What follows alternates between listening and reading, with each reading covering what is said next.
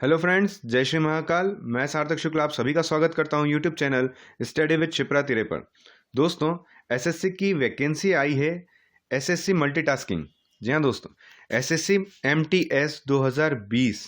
ठीक है, इस चीज़ का ध्यान रखिएगा। यहाँ पे 2020 लिखा हुआ है, जबकि एग्ज़ाम 2021 में इसका जो नोटिफिकेशन है वो भी अभी आया है। तो मैं आपको बता देता हूँ इसके बारे में कि इसकी दोस्तों जो डेट होगी, जो फॉर्म भरने की डेट होगी, जिसमें एग्ज़ाम क्या क्या होंगी, प्री होगी, इसके बाद में डिस्क्रिप्टिव पेपर भी होगा, उसके बारे में डिटेल में मैं आपको सारी चीज़ें बताऊंगा कि आप सेंटर कौन से चूज़ कर सकते हैं। सारी चीज़ें आपको इस वीडियो में मिल जाएगी, तो वीडियो को अंत तक जरूर देखें। और जिन भी लोगों ने अभी तक चैनल को सब्सक्राइब नहीं किया है फ्रेंड्स, चैनल को सब्सक्राइब जरूर करें ताकि सारी वैकेंसीज की जानकारी आपके मोबाइल तक मिलती रहे। चलिए दोस्तों, तो शुरू करते हैं एसएससी मल्टीटास्किंग। एसएससी मल्टीटास्किंग की जो फॉर्म भरने की डेट है दोस्तों, वो यहाँ पर दी हुई है आपको कि जो डेट अप्लाई ऑनलाइन है वो आपकी 5 फरवरी 2021 से लेकर 21 मार्च 2021 तक आप फॉर्म अप्लाई कर सकते हैं। लेकिन दोस्तों, इस चीज़ का ध्यान रखिएगा कि एसएससी की वेबसाइट जो है वो आखिरी के 4-5 दिन में काम नहीं करती है, इसलिए आप लास्ट डेट का इंतज़ार ना करें।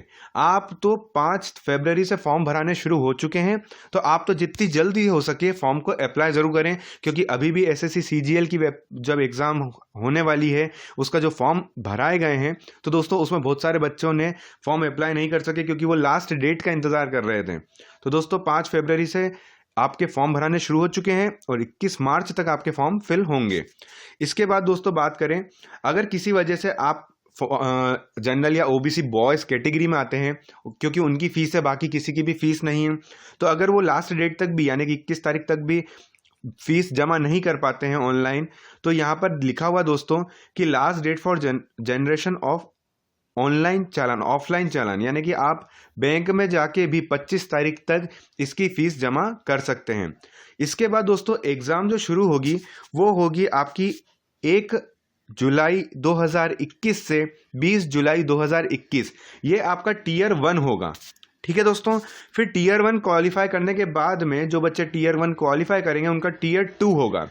जी हाँ दोस्तों, इसमें डिस्क्रिप्टिव पेपर और बहुत इजी पेपर होगा दोस्तों। इसका 21 इसकी जो डेट होगी ये भी दे रखी है कि एग्जाम डेट इसकी कब होगी। इसकी दूसरे पेपर की एग्जाम डेट है दोस्तों 21 नवंबर 2021।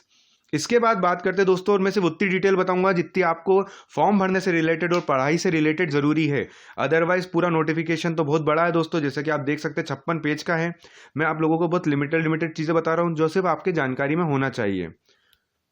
यहाँ पर एज लिमिट दोस्तों, ये सेंट्रल गवर्नमेंट की वैकेंसी है, तो सभी जानते हैं कि इसमें बहुत सारे डिपार्टमेंट आते हैं, बहुत सारे, यानी कि दोस्तों जितने भी सेंट्रल गवर्नमेंट के अंदर डिपार्टमेंट्स होते हैं उसके अंतर्गत ये वैकेंसीज निकली है। और इसमें दोस्तों अलग अलग एज लिमिट है।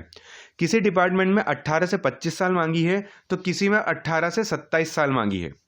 जी हाँ दोस्तों, इसके अलावा एससी कैटेगरी को 5 साल की छूट है, यानी कि दोस्तों 27 साल जैसे कि लास्ट डेट मांगी है, उससे 5 साल और, यानी कि एससी कैटेगरी को 32 साल तक की छूट है।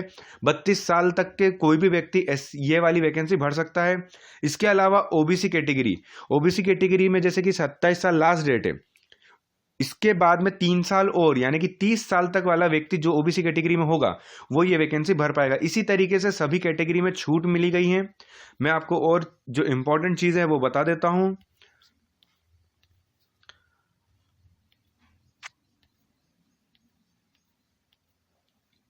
कोई भी आखिरी डेट का इंतजार मत कीजिएगा दोस्तों, नहीं तो फॉर्म नहीं भरा पाएगा। इसके अलावा दोस्तों क्वालिफिकेशन 10th पास होना जरूरी है।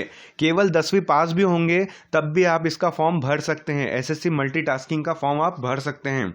सिर्फ 10वीं पास होना चाहिए। मैट्रिकुलेशन लिखा हुआ है, मैट्रिकुलेशन का मतलब यही होता है दोस्तों 10वीं पास। ठीक है, तो क्वालिफिकेशन इसमें है 10th पास। इसके बाद जो इसमें आपको डिटेल दी गई है वो है फीस। केवल दोस्तों जनरल और ओबीसी, वो भी सिर्फ बॉयज, इन्हीं के केवल आपके 100 रुपये लगेंगे प्लस पोर्टल चार्जेस। ठीक है दोस्तों, ये केवल सिर्फ जनरल और ओबीसी बॉयज कैटेगरी के ही, जनरल और ओबीसी कैटेगरी बॉयज के ही 100 रुपये लगेंगे प्लस पोर्टल चार्जेस। अदरवाइज जितनी भी लड़कियां हैं, एससी कैटेगरी है, ओबीसी कैटेगरी है, ओबीसी कैटेगरी में भी सिर्फ गर्ल्स, ठीक है। केवल उनके 0 रुपये चार्जेस है प्लस पोर्टल चार्जेस जितने भी लगे आपके, ठीक है।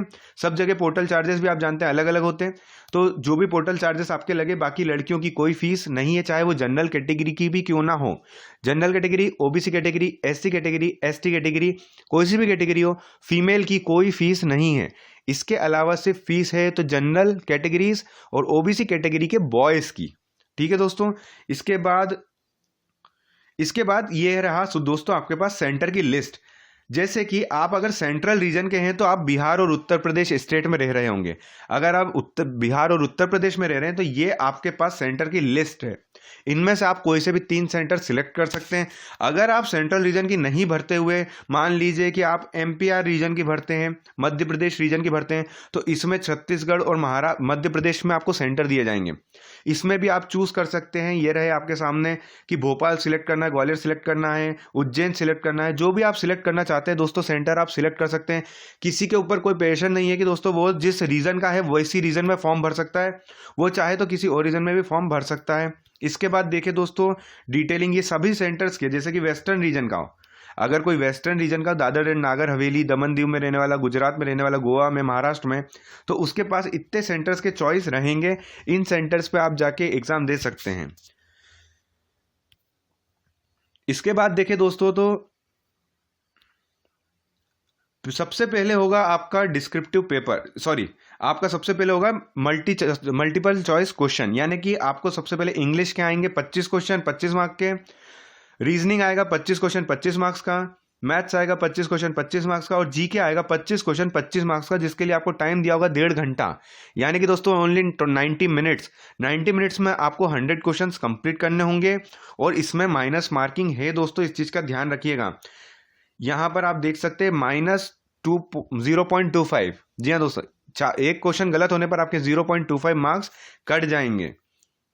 इसके बाद आपका जो दूसरा पेपर होगा, यानी कि जब आप पेपर 1 क्वालिफाई कर लेंगे, जब आप पेपर 2 के लिए आएंगे, तो यहाँ पे लिखा हुआ है शॉर्ट एसे और लेटर, यानी कि दोस्तों की पत्र या निबंध आपको इंग्लिश या फिर अपनी कॉन्स्टिट्यूशन में जो 8वीं सूची में जितनी भी आपकी भाषाएं हैं, उर्दू हो, तमिल हो, जितनी भी हैं, उसमें आप इस पेपर को दे सकते हैं। जब आप फॉर्म फिल करेंगे तो वो पूछेगा कि जो आप डिस्क्रिप्टिव 2 पेपर है वो आप किस में देना चाहेंगे, ठीक है। तो भाषा आपको यहाँ से सिलेक्ट करनी होगी। इसके बाद में जो वो मार्क्स होंगे वो 50 मार्क्स का पेपर होगा दोस्तों, और उसमें केवल आपको 30 मिनट दिए जाएंगे। और इसके बाद में आपको और बता देता हूँ, आधे घंटे का पेपर होगा वो, और आपको 50 मार्क्स का पेपर होगा वो, ठीक है। उसमें एसे या लेटर दोनों में से कोई एक चीज दी होगी। इसके बाद में दोस्तों मैं आपको और जो इंपॉर्टेंट चीज है केवल वही बताना चाहूंगा, ताकि आपका भी समय खराब ना हो, आप ज्यादा से ज्यादा पढ़ाई कर सकें। चलिए दोस्तों, जो अच्छी अच्छी चीजें थी जो आपको जाननी थी फॉर्म के हिसाब से और एग्जाम के पॉइंट ऑफ व्यू के हिसाब से, वो मैंने आपको सारी बता दी हैं, ठीक है। और चैनल के साथ जरूर बने रहिए ताकि जितनी भी वैकेंसीज आए उनकी सारी